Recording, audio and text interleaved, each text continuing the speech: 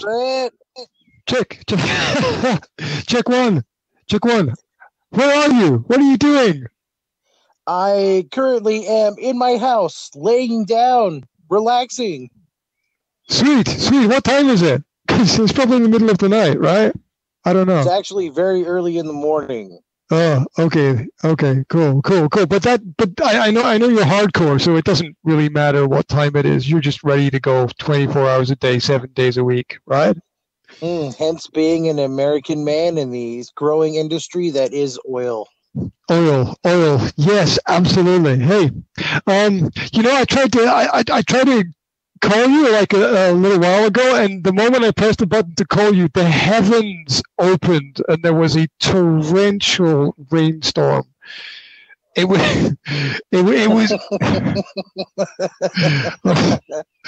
I'm serious, man. It was like God was sending a message, right? It really was. Yeah. He was like, "You are not going to speak to him." And I was like, "Fuck you, man." I was like, "Fuck you, God. I'm gonna go my own way." You're like, yeah, fuck this. You can piss on me all you want. I'm talking to this fucking man. Yeah. It's like, yeah. I will dance in the rain. I don't fucking care, right? I will do that. Hey, talk about dedication to work. So I'm standing on my balcony, and this van pulls up, yeah, and these guys get out of the van wearing the same T-shirts as is, the style of the van. They're like color coordinated to match that van. And I was like, cool, why not, right? How much you had to drink today? Just all in. Let's go all in. It's like, fuck it, whatever. Yeah, the end is the beginning. It's just whatever the fuck happens, it's a circle. So there's no escape. Well, that's called life, bro. Yes, this is not an exit. There is no exit. There is no way out. You just live, and oh my fucking, there's a massive storm coming. Oh my God. I'm just looking at it. I got this high up balcony. I'm looking across the rooftops into town. I can see the spires of the churches and the buildings there, and it's just like the buildings are disappearing as the storm comes closer. So right, you're looking at it. It's just like it's the zombie apocalypse. It's the fucking zombie apocalypse.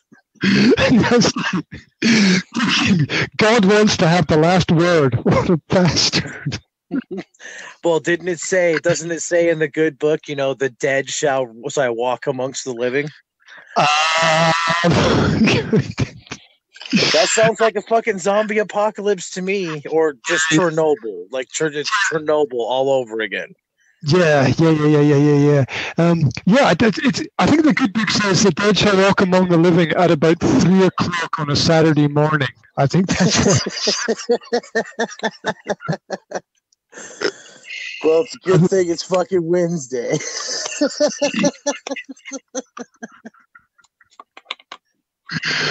Man, I'm not far from Chernobyl, man. I'm serious.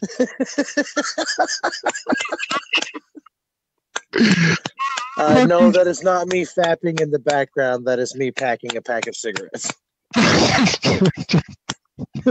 Yeah, if I was fapping, it'd sound more like.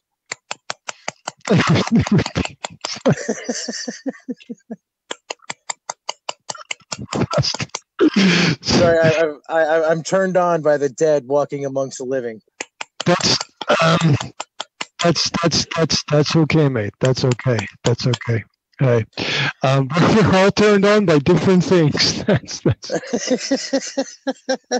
What can I say? That rotting flesh, and watching that left breast just fall off the body. Oh.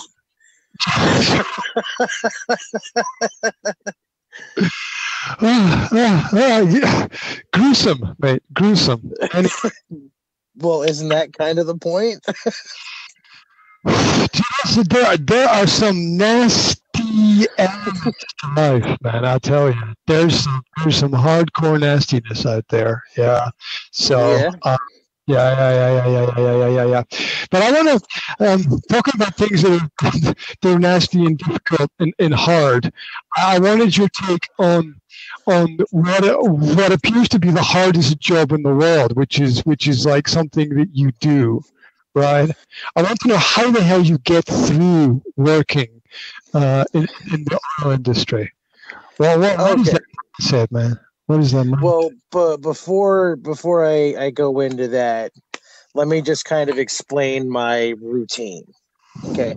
And yes, the one thing that every old man in the world will tell you, that you can get used to anything, all you need is time. Mm-hmm. It's like I mean that could be, torture, like even like you could get used to round the clock torture. The brain has a way of overcoming and adapting to situations. Oh yeah, there's a George Bernard Shaw quote that the human beings that survive will be those that are most able to adapt, basically. So, right. So with me, survival in essence. Right. Well, with me on my end, so I'll usually wake up between midnight and 4 o'clock in the morning. Now, granted, I don't have to be in till about 6.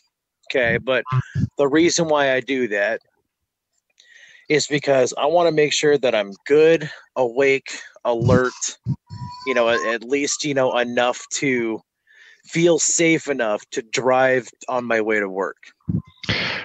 Feel safe enough to, what the fuck does that mean? You ever been behind the wheel so tired that you start nodding off behind the wheel?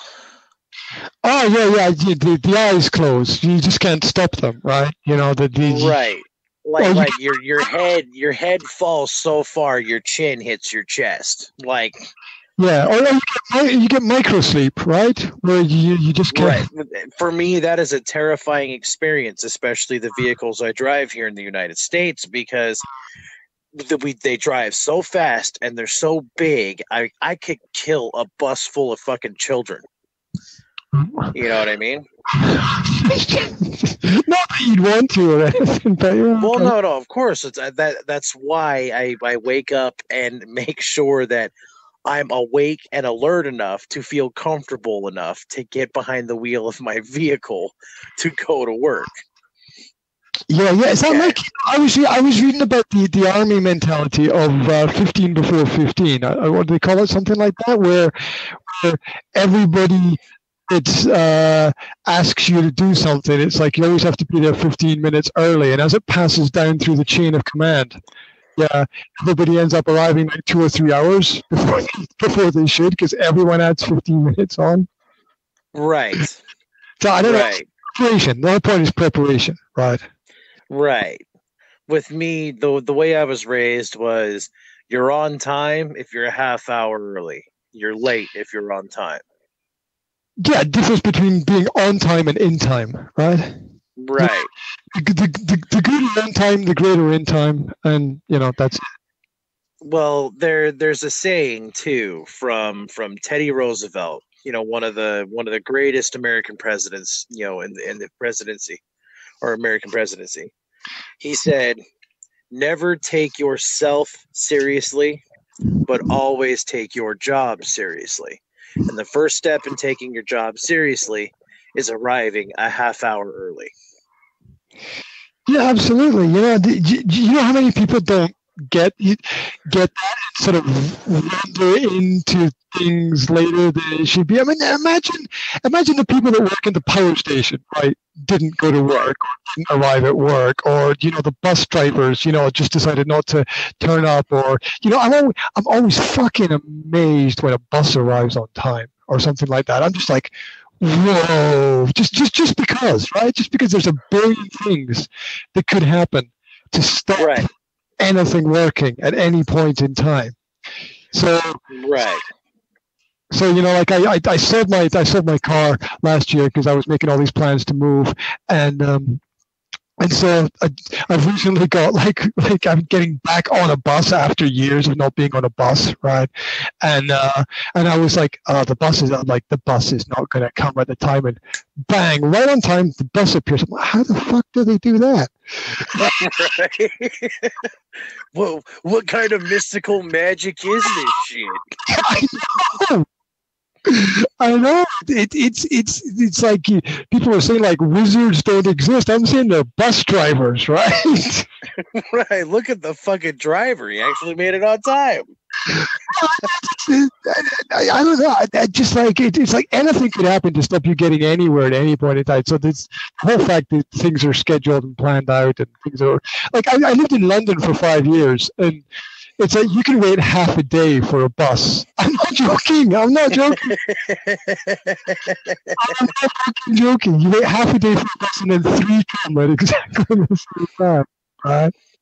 And seriously, and then I come out to Central Europe, and it's like it's like tick-tock clockwork, right? And it's just like, but it's almost a spiritual experience.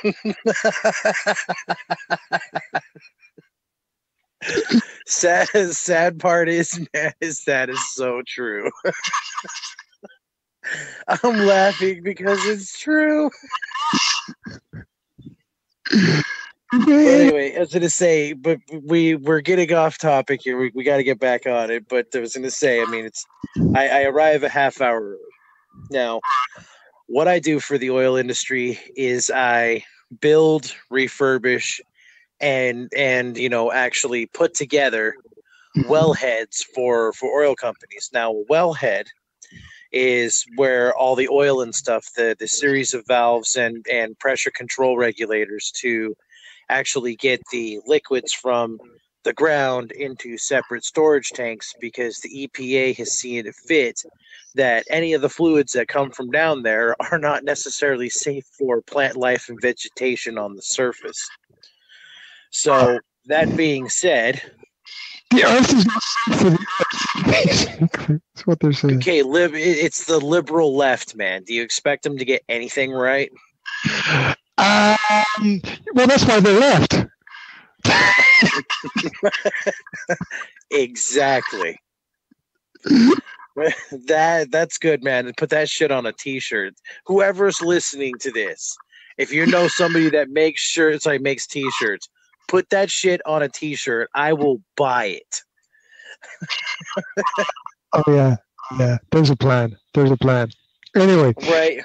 Well, anyway, I was just gonna say too. So that usually I work 12 to 18-hour shifts doing that. Now, I won't say it's necessarily physically demanding like that of like a workover rig or like an actual drill rig.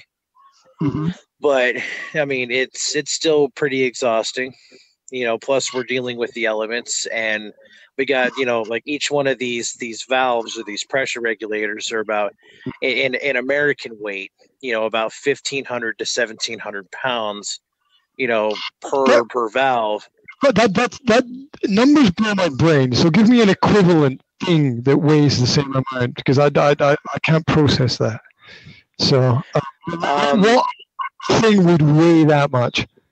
A standard like Volkswagen Beetle here in the United States is about 2,000 to 2,500 pounds. How the fuck do you know that? Because I used to work for Volkswagen. Ah, okay. Okay, well, that makes sense. It's like if you just picked up, by the way, Volkswagen's weigh this much. I'm like, whoa. Well, that, and I'm a pretty intelligent guy, if you doesn't sound like it, so. Information. Right. Well, info is kind of something that I, tend to collect. But anyway, so once we've actually done that, it's like I come home, and of course, I'm gonna throw in a shameless plug here. I come home and I record episodes on my own podcast, Rough and Tough. Thank you very much. If you guys haven't subscribed yet, please do it. And please subscribe to Graham, the Chatterbox, and Life Coaching. This motherfucker knows what he's talking about. And if you haven't pushed that subscribe button, smash that fucking bell notification button, and left some comments down below, you are not human. And tested a couple of times just to make sure. There you go. Right. So rough and tough, yeah. Rough and tough. Is that like spelled T-O-U-G-H or T-U-F-F? How do people spell that? Kind of tough. R-O-U-T-H. Oh, okay, rough and tough. Okay. Yeah, it's not a dog podcast. It's about being strong. I like that title. Right. Rough and tough with Riggs. You know, what can I say?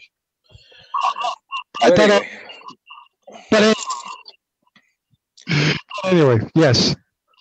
So, you know too much about them. The weight. That's where we were. Right. So just to give you an idea of what it is that we're working with, we have 5-ton cranes that are used to move this stuff around based on these I-beam track ceilings. So we tend to build everything out and put everything together. I mean, one of our international contracts ended up coming in and ordering 356 production trees, which are like full and complete assembled wellheads that we had done in 7 days. How many? 327. 327. Mm-hmm. Jesus Christ, that's a massive amount of. So look, the oil's coming out of the ground and it's been transported to where? It's been tankers or it's been in pipes? Well, the way the whole production process works is once the well and everything's been completely drilled and fracked. I mean, I could go through like a whole 20-minute explanation on how the whole drilling and fracking process works, but once it comes up out of the ground, it flows up through the wellhead through special piping that goes through what they call a separator or two-phase system. And what that does is it's a pressurized vessel that separates fluid from natural gas. Okay. So obviously natural gas is lighter than the actual liquid, so it's basically pressurized and heated to extract the natural gas out of it. Then the fluids go into a treater, aka three-phase system, which separates salt water, oil, and once again natural gas that didn't come out due to the separation system or the separator two-phase system. From there, from drilling or from fracking or from both? Are you blowing up the underground? Isn't that like fracking? Like, excuse my ignorance, right? But we'll get into that in just a minute. Let me finish the production process here. Sorry. Okay. Yeah. So once it goes through the three-phase system, the salt water is sent to a certain series of tanks. Some companies will store that salt water in tanks and have very big commercial rigs come in, fill up their tanks, and take it to a Class 2 saltwater disposal facility. Or they'll have pipelines that will run it too. So I have a special pipe with a pump that will ship it via pipeline to a separate Class 2 saltwater facility where they take it, filter it through, screen it, and inject it back underground. Okay.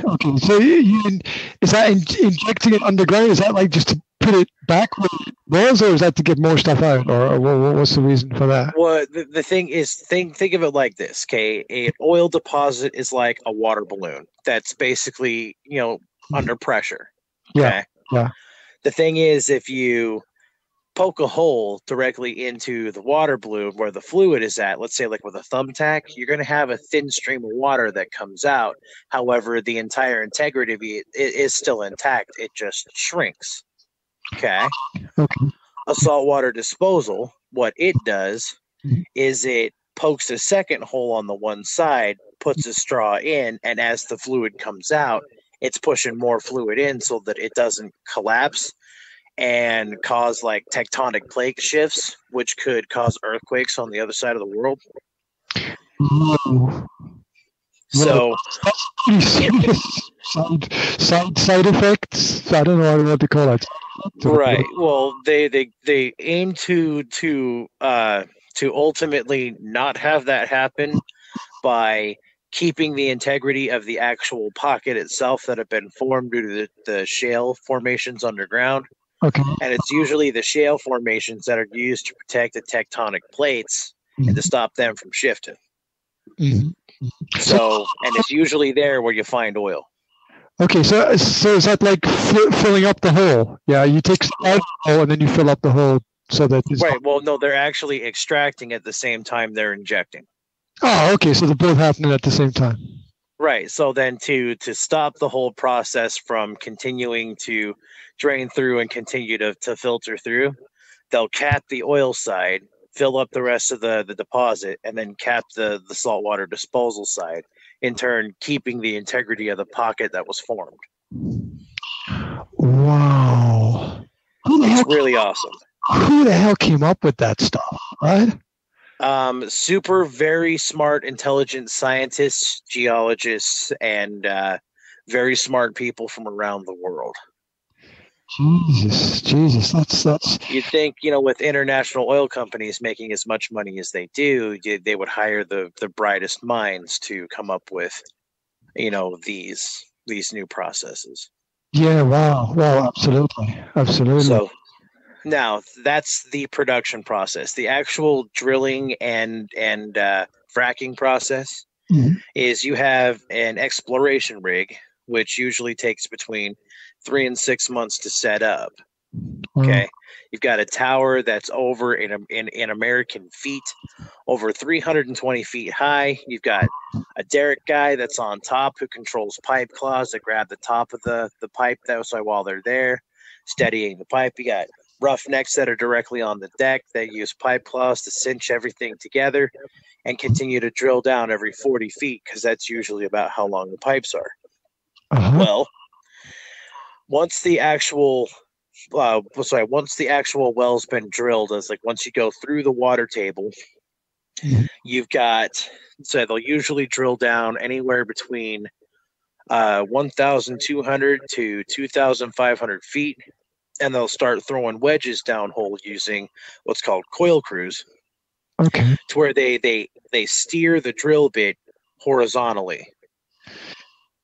Okay, once the drill bit's been steered horizontally, it's usually about 2 or 3 miles of horizontal directional drilling, or HDD, where they go where the deposit is. Then what they do?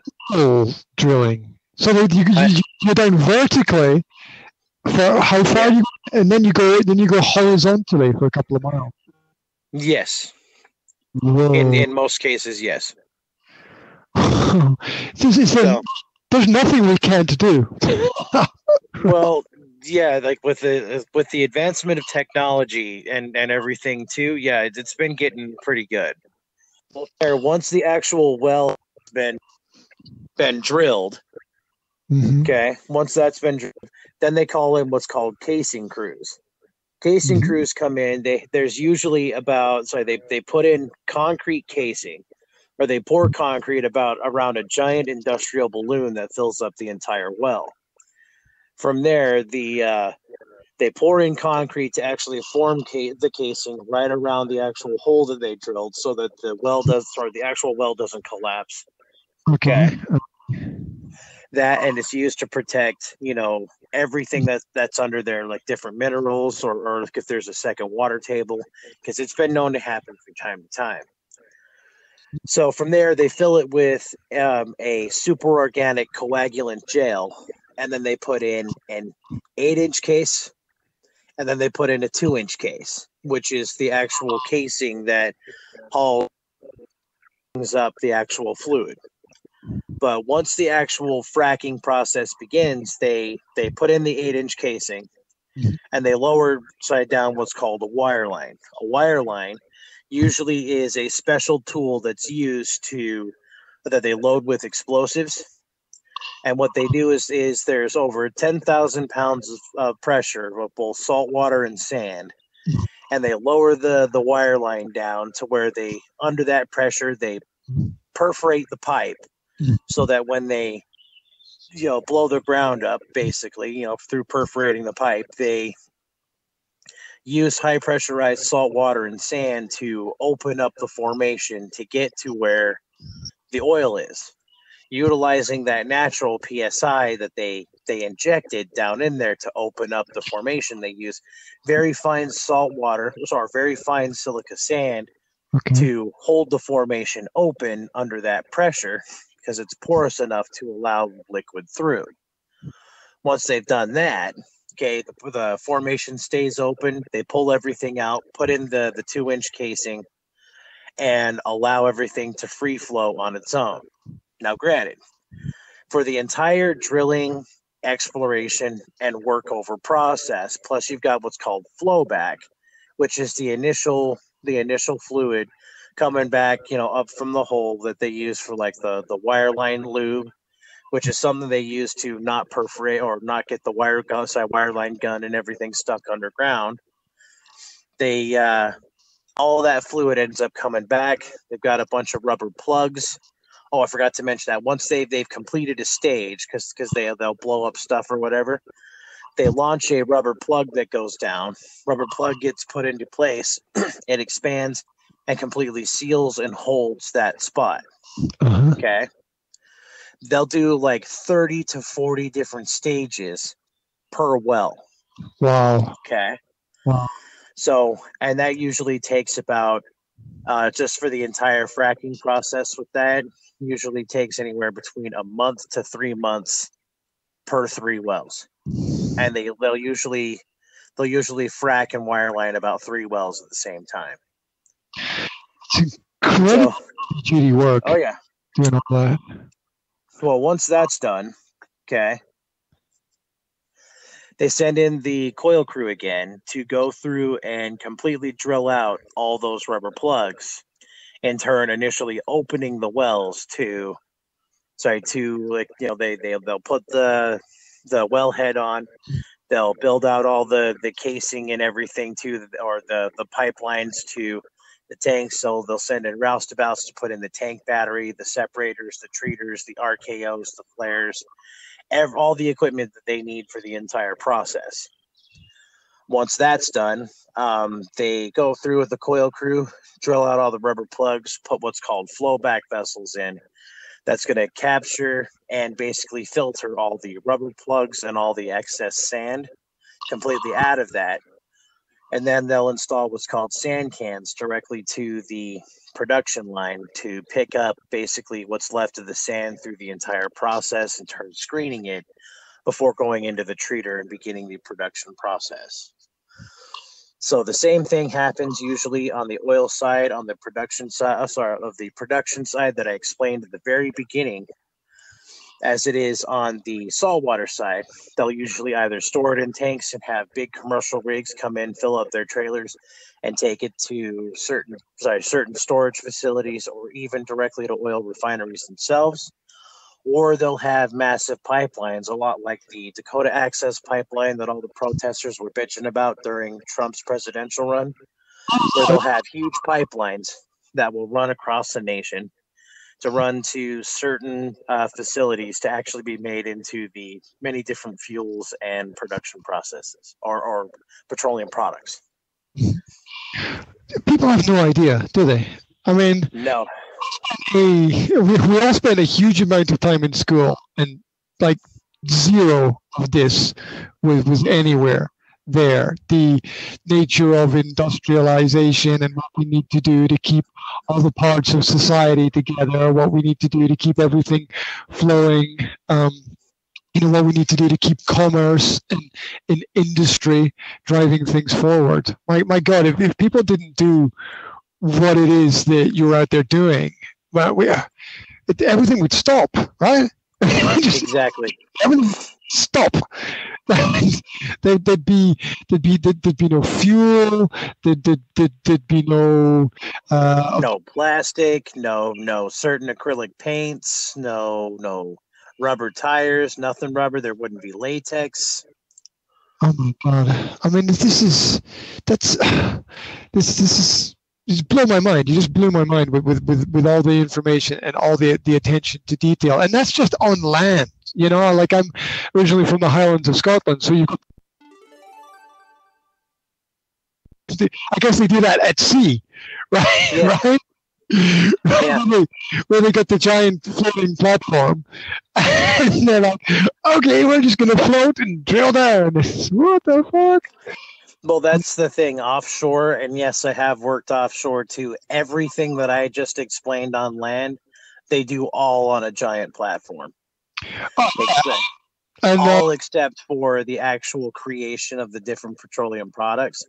They extract the oil, and then it's usually put into certain, storage containers that are brought in by ship.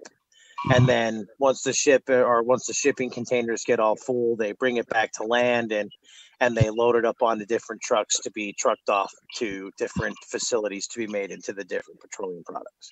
yeah, I remember being a kid and sitting on the beach and watching the oil tankers sort of anchored offshore there. And when oil was discovered in the North Sea, it was a huge boom for the northern oil towns of Scotland. And not only that, the British GDP, import and export, is balanced by Scottish oil. Basically, if there wasn't Scottish oil, the country would be in serious debt, much more than it already is. So, Right.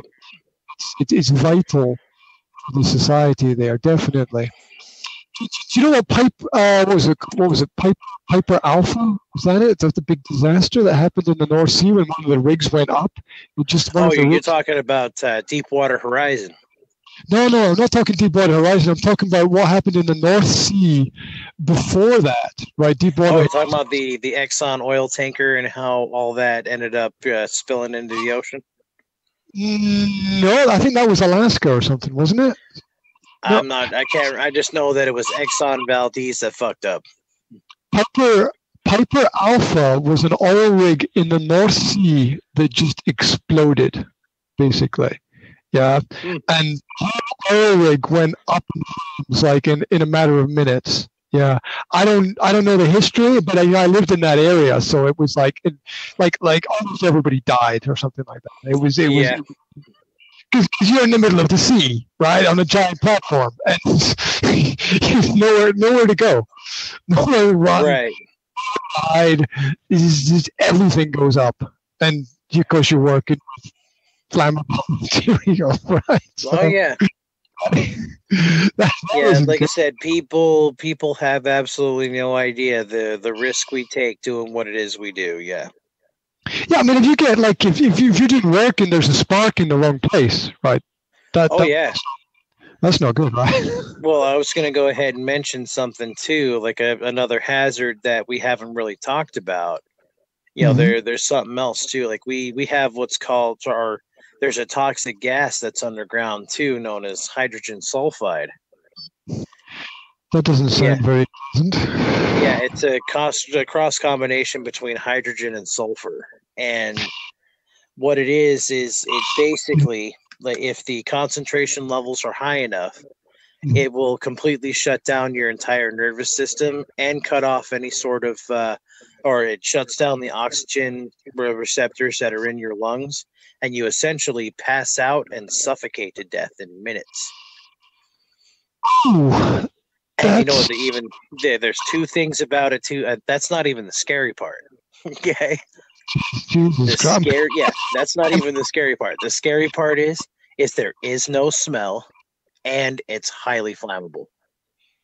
So it's kind of like some kind of like really evil radiation, right? Where you have to monitor it, but with I don't know, machines or. Which is why we wear very special monitors when we go out on location.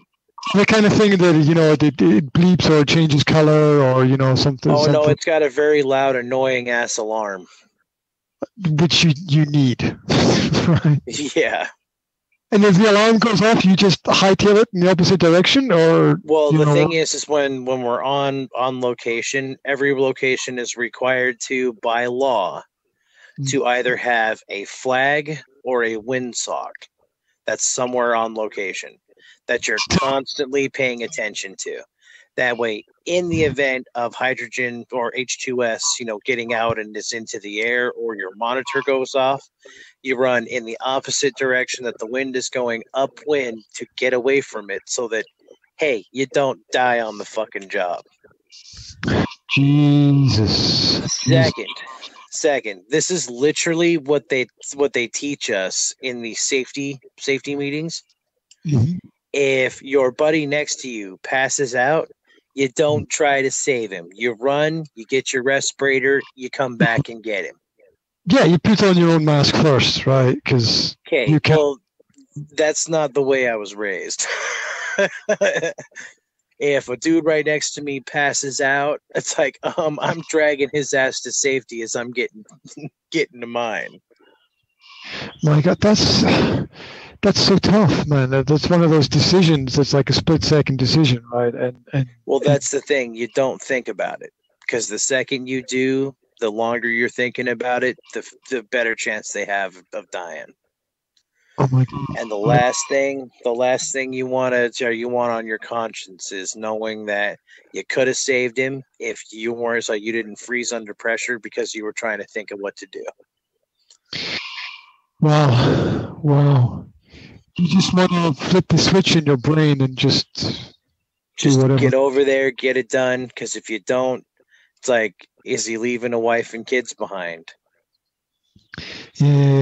And are you going to be the sorry son of a bitch that actually has to tell her, hey, due to my irresponsible actions of not trying to save him because I froze under pressure, your husband died?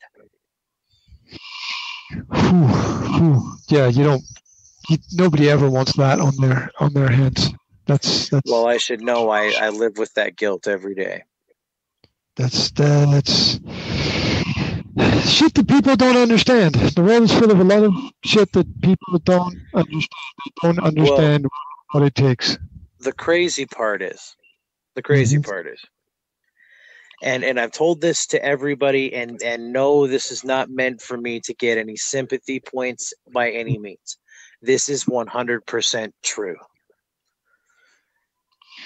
Military soldiers, granted, their job is so much more dangerous than ours, by any means. Okay, hats off to them, because those motherfuckers are crazy to pick up a gun and fucking kill people. Okay, my hats are off to them, but at least they're recognized for it. Mm-hmm. Up here, oil companies pay a lot of money to cover up accidents and stuff like that happen, cover up death tolls and everything too, for the sake of reputation. So even if there was a huge accident, unless somebody was necessarily in the area, or somebody wasn't willing to accept bribe money from the oil company, yeah, you don't hear about the accidents or the deaths that happen. Yeah, it's the same in the north of Scotland as well, right? With I'd never heard about that, like, until you told me about it. Now I'm gonna have to do some digging. Yeah, because check Piper Alpha North Sea oil rig, yeah, and not only that, it's not regular, but helicopters go down, taking out the workers, right? Oh yeah. Rigs, because sometimes it's the North Sea, it's not the Caribbean, right? It's right. It's the cold water coming down from the icy north, and the wind and the rain sort of sweeping over the land from west to east there. Right. It's like you stand and look out at the water, and the water looks black, right? Right. In fact, along the beach, just reminded me, along the beach, along the coast in the northeast of Scotland, there are black rocks. Yeah. Yeah.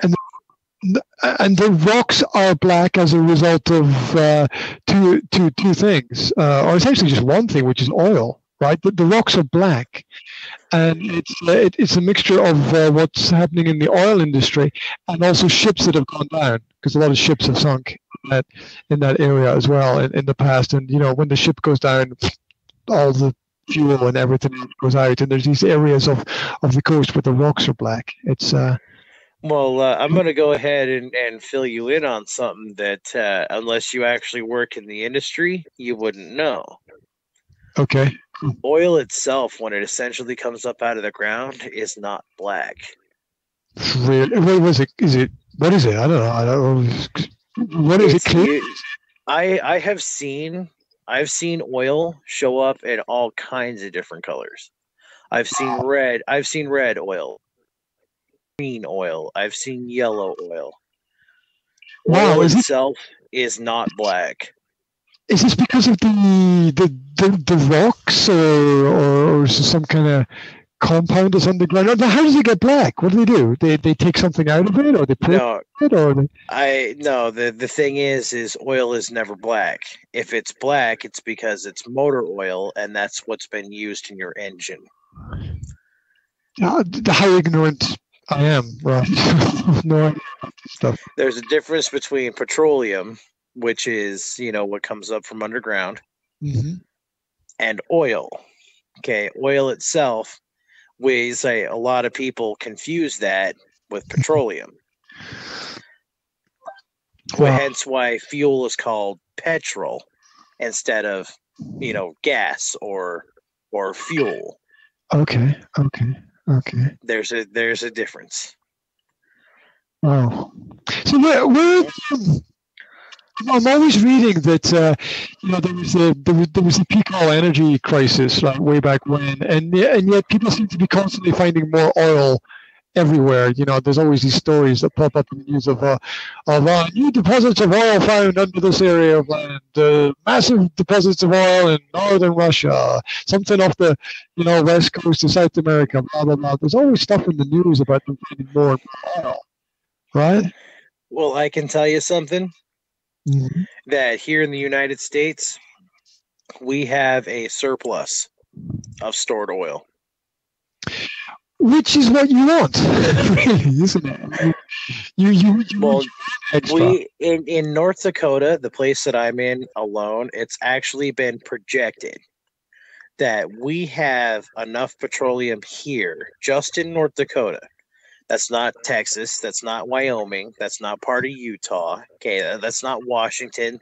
That's not anywhere else we've got it. This is just North Dakota.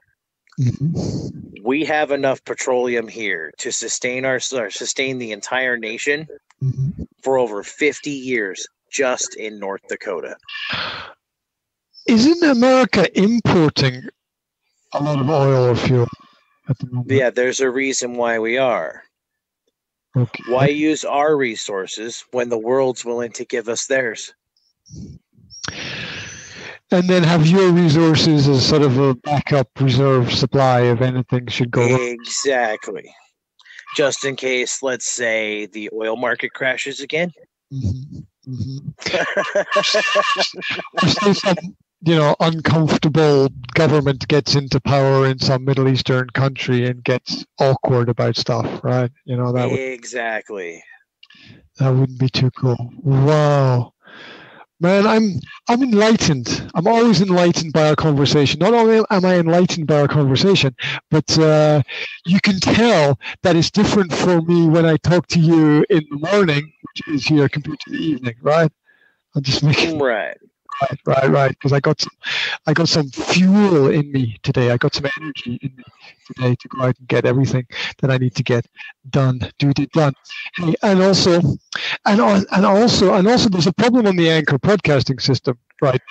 Major problem with people can't connect with each other and do co-hosting and stuff. So there's issues. There's issues with all the stuff. So. Man, I got to go because I got to run across town and have a meeting on the other side of town. But the stuff that goes on that people don't know about, it's just incredible. Like, I'm also working with this big power company here, and they are developing electronic control systems to channel water underground so there's no flooding in various parts of the country, right? That's pretty cool.